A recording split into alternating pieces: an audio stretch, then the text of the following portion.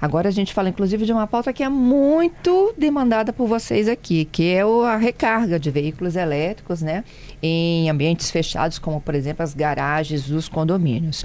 A informação que a gente tem nova, né, é que há uma consulta pública aberta, né, pelo Corpo de Bombeiros aqui do Espírito Santo, com as normas que vão nortear o funcionamento, a liberação, né, a instalação desses equipamentos de agora em diante aqui no Espírito Santo, como todos os estados estão fazendo, né? Eu acho que isso é importantíssimo de se lembrar, que precisa de fato ser regulamentado para trazer segurança, né?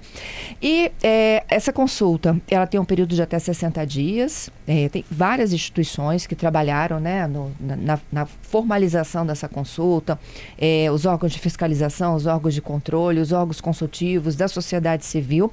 E agora é hora da sua participação também, né? Enquanto cidadão aqui do Espírito Santo, do que precisa de existir de seguro para que esses veículos que, sem dúvida alguma, ganharam, gente, a pauta, ganharam o comércio de compra e venda de carros aqui no Espírito Santo. A gente, inclusive, vem fazendo várias séries do Pit Stop CBN por conta da curiosidade de vocês, de substituir os veículos, né, movidos a gasolina e a álcool por elétricos, em virtude aí da nova pegada ambiental e também da própria economia do gasto com o combustível.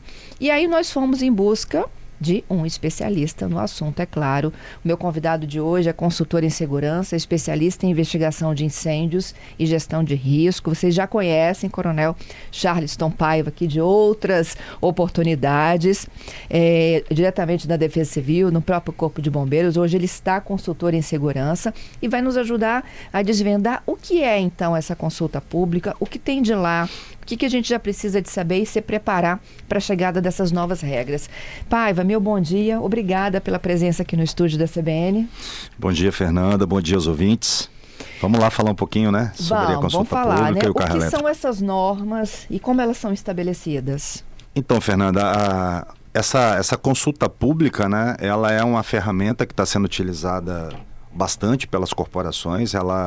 Eu reputo como extremamente importante isso. Ela dá uma democratização à decisão técnica. Claro, a decisão sempre será técnica, mas quando ela envolve outros atores, todos que participam do mercado, quem vai usar a norma, quem ajuda a produzir o equipamento que está sendo normatizado, ou seja, você envolve todos os atores do processo, ela dá uma sensação, primeiro, de democratização, como eu falei dessa decisão, ela dá transparência ao que está sendo feito, seriedade ao processo.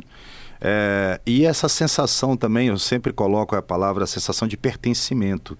Todo mundo fica meio pertencente à norma. A norma é minha, eu ajudei, eu colaborei. Então, isso é muito importante, né? Cada um colocando o seu tijolinho e ajudando a construir uma norma. E nesse caso específico, uma norma tão importante de uma novidade que chegou.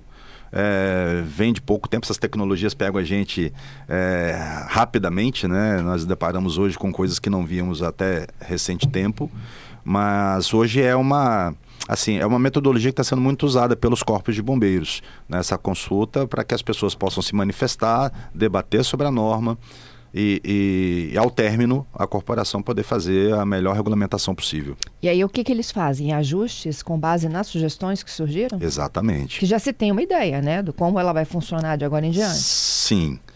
A história da norma, posso contar um pouquinho do histórico da norma? Claro. O histórico dessa norma surgiu fundamentalmente com a necessidade dos bombeiros entenderem como funciona o mecanismo fundamentalmente do carro, né? Começou com o carro elétrico, porque o carro a combustão a gente já está treinado, tem comissões, comitês, e as equipes têm protocolos bem estabelecidos e claros e seguros para manusear o carro a combustão. Só que o elétrico é uma novidade, a gente não entendia a princípio como esse carro se comportava mediante uma colisão. Onde que eu posso cortar? Nas baterias comuns dos carros a combustão, eu vou lá e corto a bateria para evitar que o bombeiro tome choque. Ou até a própria pessoa que está sendo a vítima, que está sendo resgatada. Mas no elétrico, como é que eu faço isso? Como é que eu jogo água no carro? Como é que eu apago o incêndio de um veículo dessa natureza? E se ele se queimar em locais fechados, enclausurados, como garagens, de difícil acesso, onde a exaustão do ar é mais complicada, como é que eu faço? Então a gente tinha que entender, e o mundo todo, não é só o Brasil, não é só o Espírito Santo, não é só o Brasil. A gente tem feito viagens aí Você já acompanhou isso com a gente, né? No meu período na ativa na corporação, há mais de 10 anos a gente vai para os Estados Unidos fazer cursos lá e até hoje, eu estive lá em abril, em Nova York, eles estão ainda trabalhando, não há uma normatização clara, firme sobre isso, está o mundo inteiro trabalhando. Então, São Paulo iniciou esse trabalho, porque tudo acontece lá, né? É a metrópole gigantesca. E a corporação fez um parecer técnico e colocou no mercado. Ela foi alvo de muitas críticas à época, recolheu esse parecer e trouxe todo mundo para a conversa. E, ao mesmo tempo, a Liga dos Bombeiros, né? A Liga Bom, ela reúne todos os comandantes gerais, ou seja, representa todas as corporações do Brasil. Ela criou um comitê onde abraçou São Paulo, obviamente, e todo mundo começou a trabalhar na construção dessa norma.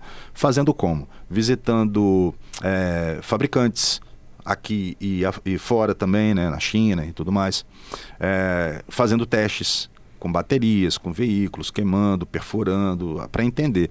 E culminou com São Paulo construindo um laboratório. Eu creio que ele está entre os 5 do planeta, 5 do mundo, e é o maior da América Latina. Olha. Para essa finalidade de estudo e pesquisa dos veículos elétricos. Então ela bota carro lá dentro, queima e mede que tipo de gás que sai dali, qual a temperatura que o incêndio dessa natureza pode chegar, como que os bombeiros podem combater, se a nossa roupa de combate ela é compatível com aquilo que vai lidar ali, né? Se a máscara respiratória comporta aquilo que sai. A gente não sabe. Tem uma pegada ecológica muito bacana, mas assim, o que sai da bateria de lítio? Que tipo de gás, que tipo de vapor, que tipo de coisa que vai se misturar com a água, que vai para o subsolo, tudo isso o bombeiro tem que entender. Muito bacana. Participamos desses testes lá e aí sim, esses parceiros, construtores, fabricantes começaram a participar, tanto da parte de carregadores de veículo, quanto dos construtores dos veículos. Então foi muito bacana, todo mundo participando. Essa norma saiu, feita pelos bombeiros, ela foi batido o martelo em agosto, num congresso de bombeiros que houve em Fortaleza, e de lá ela foi colocada à disposição para todas as corporações. Aqui o Bombeiro Capixaba, ele fez um workshop, mostrou a norma para todo mundo. Vocês ficaram sabendo, divulgaram a época. Isso. E aí cada bombeiro vai fazer o quê a partir de então? Ele vai pegar essa norma nacional, que ela é geral, e vai tentar adaptar para a sua cultura, né, o que o seu Sinduscom tem para falar, o que a sua FEComércio tem para falar, o que a sua Federação das Indústrias tem para falar, o que os moradores, arquitetos, CREA, CAL... o Porto, né, o Espírito Santo ainda é o estado que mais importa. A maioria dos veículos elétricos entra pelo Espírito Santo. Eu creio que em torno de 60%, 70% entra por aqui. Essas informações não são oficiais, mas são do Sindiex, né, o Sindicato de Importação e Exportação. A gente tem a gente exporta lítio por aqui. Né, traz os carros por aqui. Os carros são armazenados aqui e são transportados para outros estados. Vitória tem muito elétrico rodando, então é uma realidade, a gente precisa elaborar. E aí o bombeiro daqui, hoje poucos bombeiros já conseguiram concretizar, salvo engano, São Paulo já botou para circular, Goiás, Paraíba e agora o Espírito Santo. E a nossa norma está bem completa, ela foi colocada, salvo engano, dia 13, né, e tem 60 dias, como você bem mencionou aqui, para que todos possam se manifestar e trazer essas sugestões para melhoria. Chegando no bombeiro essas sugestões ao término do prazo, uma comissão que já existe na corporação vai fazer esse estudo, olhando as sugestões, adaptando as que são pertinentes, caso elas sejam realmente compatíveis. E aí tem duas saídas, ou ela bota de novo para consulta, ou ela marca um evento, um workshop, um seminário para apresentar essa norma em definitivo e aí ele publica. Aí ela entra em vigor. Inclusive na própria portaria já fala sobre mecanismos, né? Como que vai ser para prédios novos, como vai ser para prédios existentes e a tendência é sempre, né, Fernanda? O objetivo é sempre zelar pela segurança das pessoas, proteger vidas, né? O carro-chefe dos bombeiros e patrimônios e, claro, também a questão ambiental, a gente sempre está ali observando, faz parte também do nosso portfólio, né? Fala o nosso, né? Não estou lá dentro mais, mas o bombeiro não sai da gente, não tem jeito, isso. Né? Ô Paiva, eu vou deixar, gente, o link da consulta para que vocês possam ler, quem tiver interesse, é claro, né? A Patrícia está até fazendo um sinalzinho aqui que já colocou à disposição. Colocando agora. Tá. Mas a gente pode dar uma passada pela consulta para dar rapidamente, né, uma lembrada do que a gente já tratou desde Tranquilo, vamos agosto, lá. né, que a gente vem tratando desse tema aqui. Ela é uma consulta de uma norma que tem caráter recomendatório. É isso, Paiva? Mais ou menos? Não é assim. Ela é recomendatória para algumas edificações. Tá. Aquelas que todo o corpo de bombeiros ele tem a competência constitucional de regular as normas de segurança nos seus estados. Né? E aqui o Bombeiro do Espírito Santo faz isso. Então ele coloca uma norma aqui que ela é mandamental em alguns pontos e recomendatória. Obrigatória e recomendatória.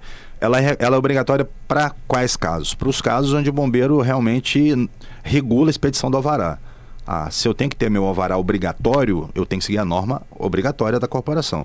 Outros casos não. Por exemplo, edificações residenciais unifamiliares, casas. O bombeiro não regula casas por norma. Então a norma é recomendatória. Mais ou menos nesse nível aí. Todas aquelas que não precisam de projeto, que o bombeiro não regula, não determina, esse precisa de projeto aprovando na corporação para emissão do alvará. Essas a gente coloca como caráter recomendatório. Fundamentalmente são casas. Edificações multifamiliares é obrigatório?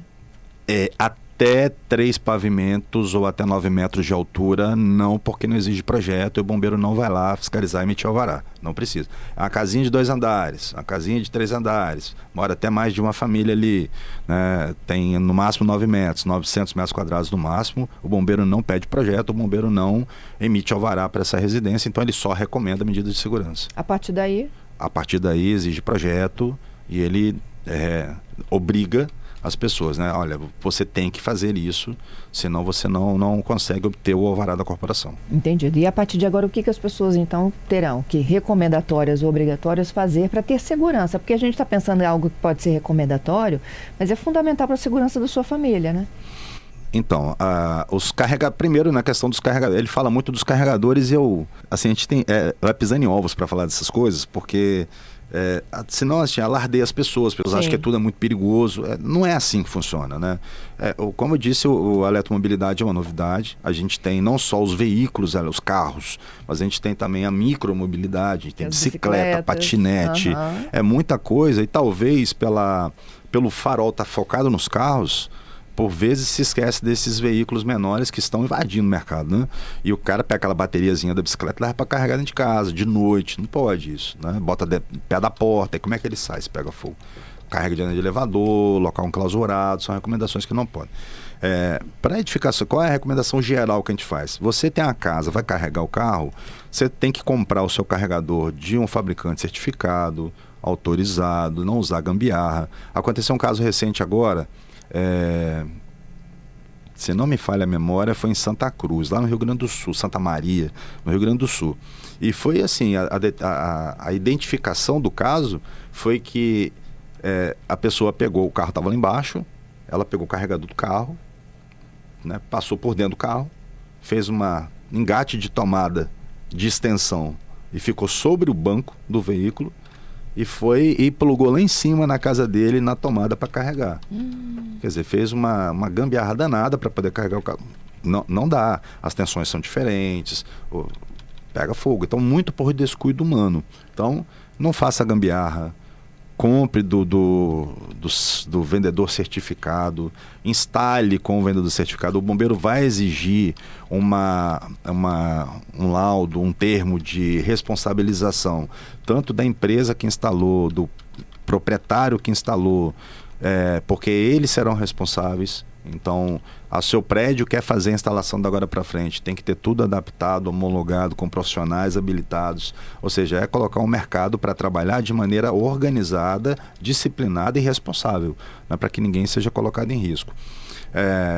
E aí as edificações, elas colocam algumas recomendações que, inclusive, as existentes... A norma ela fala o seguinte: edificações novas que serão construídas após a norma entrar em vigor, quer dizer, tem 60 dias, volta, vai ter um tempinho ainda para publicar, vai publicar no início do ano que vem, e aí publicando, passa a valer, né?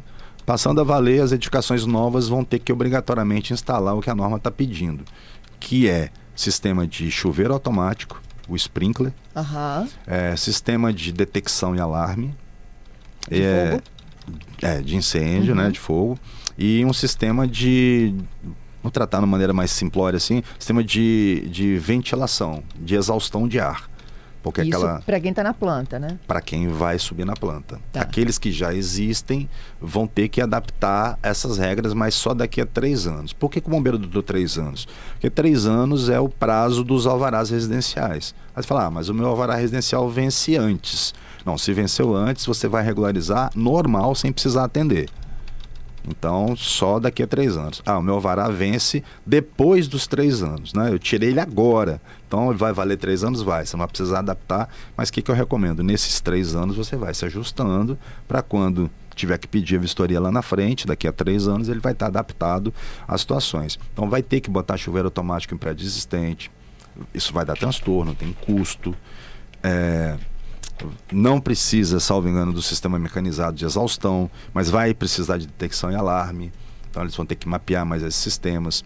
Tem umas recomendações específicas para a central de abastecimento do veículo elétrico, que ele tem que estar... Você tem que ter uma botoeira específica de liga e desliga a 5 metros da estação de carregamento, não pode estar pertinho, porque se está perto, está pegando fogo, como é que você vai desligar? Como é que você chega? Não chega perto, então tem que estar pelo menos 5 metros. Ele não pode estar menos de 5 metros de qualquer saída, porque você precisa apertar e fugir, né? Tem que entrar pelas saídas de emergência e ir embora. Então tem uma regra de parâmetros. Outra recomendação, sempre a ideia é que esses carregamentos fiquem do lado externo. É a melhor recomendação de todas. Em ambiente ventilado, aberto. Você pode ver que algumas edificações comerciais, shoppings aqui da cidade já estão botando do lado de fora, que é a recomendação. E por que do lado de fora? Porque do lado de fora facilita a questão da ventilação. Não vai ficar enclausurado aquele gás ali dentro, porque hoje, se um carro elétrico pega fogo, carregando ou não, viu? E aí é bom falar, porque parece às vezes que... Você já estava conversando com o presidente, ele é vice-presidente da Associação Brasileira de Veículos Elétricos. E ele é proprietário de uma empresa de carregadores de veículo. E ele falou, mas parece que os vilões são os carregadores. Não é, porque a bateria ela pode se inflamar, entrar em fuga térmica por alguns motivos. Pode vir com defeito de fábrica, pode estressar nos transportes, pode estressar na colisão, ou pode estressar carregando. Então o carregamento é um elemento incrementador desse risco, digamos assim. Não é que ele é um risco por si, tá carregando, vai pegar fogo, vai explodir. Não é isso, né? Ele é seguro, mas tem essas possibilidades. Então a ideia é sempre local externo. Por quê? Ventila, se pegar fogo, fumaça, aquilo tudo é mais fácil. Mais fácil para as equipes de resgate chegarem, né, de emergência, chegar no local aberto. Fuga de qualquer pessoa, risco para a própria edificação, Fernanda, porque se isso está pegando fogo lá dentro, outro detalhe, o veículo a combustão, os bombeiros, como eu falei no início aqui da nossa conversa, o bombeiro já sabe como é que faz. Ele chega, sabe como apaga, tira rapidinho. O veículo elétrico, ele tem a questão da fuga térmica em cadeia das células de lítio, então vai queimar por mais tempo. Entendi. Queimando por mais tempo, eu tenho que ter, a norma também fala de sistema de resistência ao fogo de pelo menos 2 horas, porque pode ser que eu tenha menos resistência, o fogo dure mais tempo, eu não consigo tirar com o carro inflamando, então eu tenho que apagar e apaga, volta, apaga, volta, apaga, volta, é assim que funciona. E eu tenho que dominar esse incêndio, controlá-lo sem risco à edificação, porque isso pode começar a complicar a própria estrutura da edificação. Imagina um veículo elétrico pegando fogo no subsolo de edificação residencial ou comercial.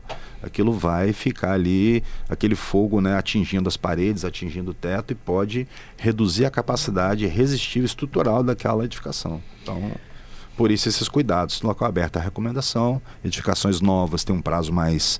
Tem que cumprir desde já, porque vai apresentar o projeto, já apresenta do jeito que tem que ser, não construiu nada. E quem já existe tem um prazo para poder se adaptar à execução da norma. O Alex está perguntando, Paiva, se o carro elétrico ele vem com extintor. E o extintor resolveria o problema? Não. A recomendação fundamental, Fernanda, não tentem apagar com água. Você que é leigo, mesmo com extintor, eles vendem os extintores no mercado, que falam que é apropriado para lítio. Gente, sem treino, não tentem, sabe? A recomendação que a gente faz: saia do local em segurança.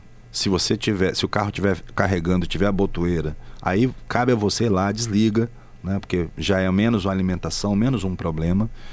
Ligue para a corporação, ligue para o corpo de bombeiros e peça ajuda. Não tente apagar. As pessoas têm essa falsa impressão que o extintorzinho ele vai resolver.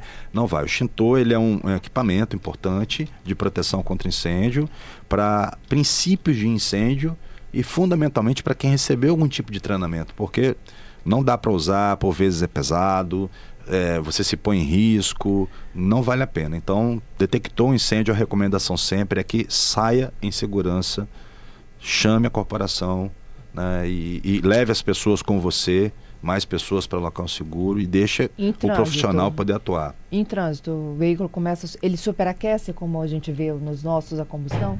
Então, não é a questão de superaquecimento, mas a gente sempre fala, sentiu odores estranhos, cheiros que você não está habituado, viu uma fumacinha branca sair, para o carro e sai. A fumaça é branca?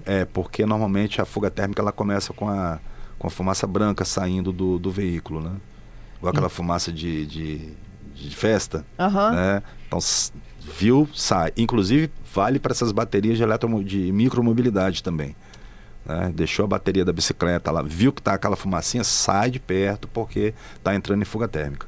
E essa micromobilidade, gente, é a bicicleta elétrica, é o patinete elétrico. A gente está falando de coisas que todo mundo tem dentro de casa agora, né? Sim, tá botando tudo na conversa aqui, né? Marinês está falando, tô adorando, Paiva, todas as suas orientações. E o Gerson está perguntando quando efetivamente a norma entra em vigor. A gente está na fase de consulta pública, né? Sim, são 60 dias. Então a gente tem novembro inteiro, dezembro e início de janeiro.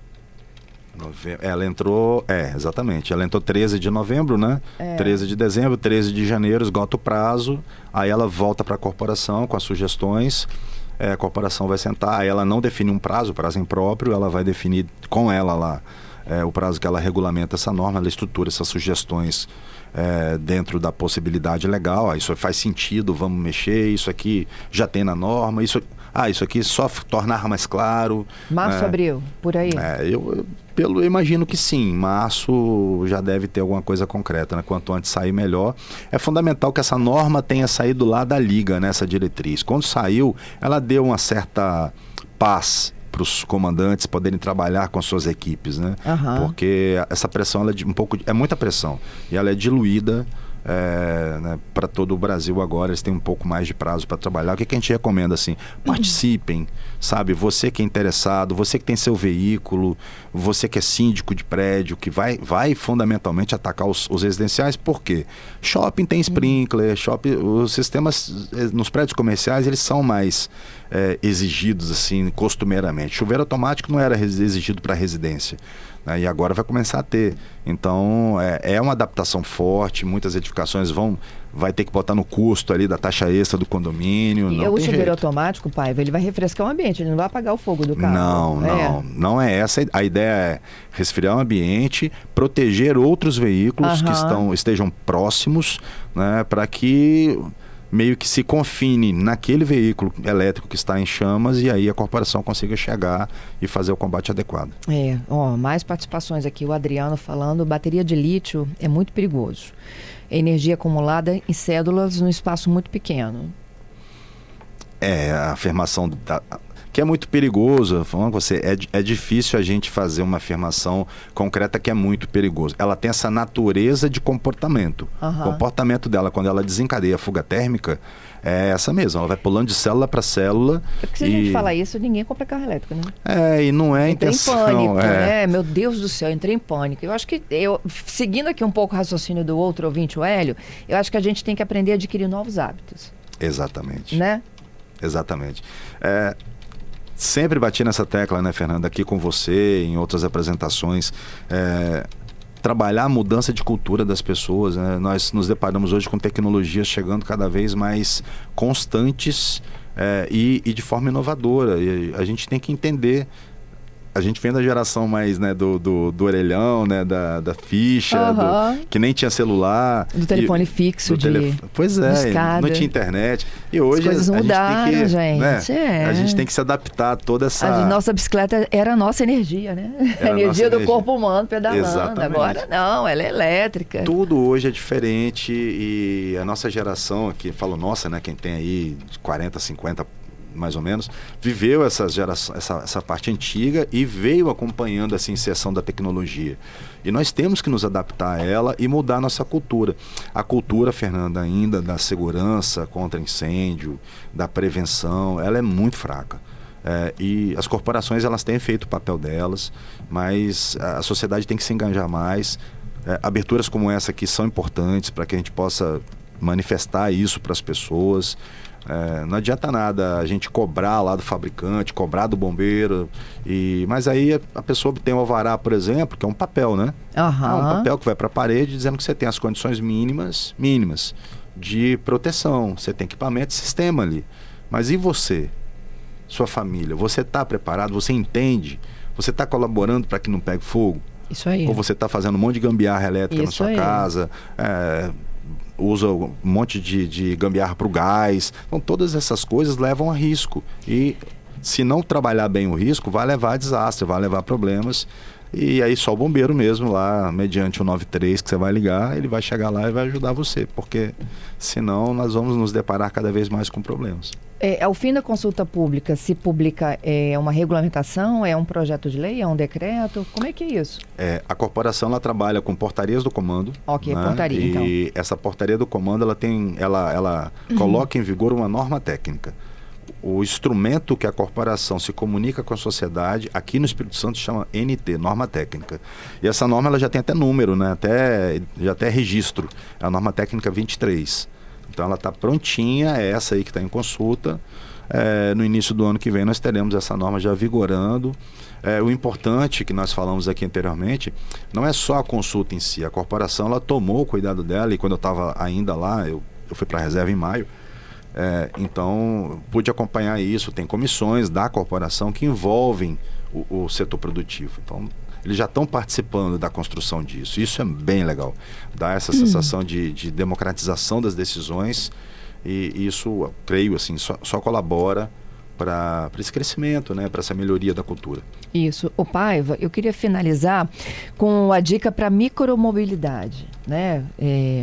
Na norma técnica, gente, vocês vão poder ter a chance de ler, e eu li aqui algumas das importantes informações aqui para essa entrevista, que fala dos modos de carregamento, né? Tudo tem que ser certificado pela BNT, tem que passar por um mínimo de controle de segurança, fala sobre os modelos, sobre sistemas aí de alimentação, de enfrentamento a incêndio e tudo mais. Agora, para a micromobilidade do dia a dia, o menino que tem lá a bicicleta elétrica dele, que tem o patinete elétrico, quais são as dicas para agora? Quem está te ouvindo aqui, pai que está nos ouvindo. Então, Fernanda, dicas importantes, né? Só falando, para quem quiser também, além de nos ouvir, ver alguma coisa a respeito disso, o Corpo de Bombeiros aqui, ele publicou alguma coisa, um vídeo sobre micromobilidade. Eu não tenho certeza, creio que foi em setembro. Vamos subir esse vídeo, Adalberto? Que é no Instagram, né? Ele publica lá essas dicas de micromobilidade. Mas, como nós falamos, a compra dos materiais sempre deve ser feita em locais autorizados, certificados. Não compre produto pirata, vai dar problema. Eu preciso carregar a minha bateria de bicicleta, preferencialmente em locais abertos e ventilados. Preferencialmente. Armazenamento com baterias cheias e carregamento. Nunca carregar à noite, porque à noite você está dormindo, não tem detector na sua casa. Inclusive é uma coisa que a gente recomenda, viu, Fernanda? Não é caro, um detector de fumaça para casa deve custar aí uns R$60. Não é caro e ajuda muito, tá? Você tá lá dormindo e tem principalmente casa que tem idosos, né? Que se esquecem das coisas, aí botou a panela lá e esqueceu. Ou um ventilador que você não fez a manutenção, ele pegou fogo. É importante.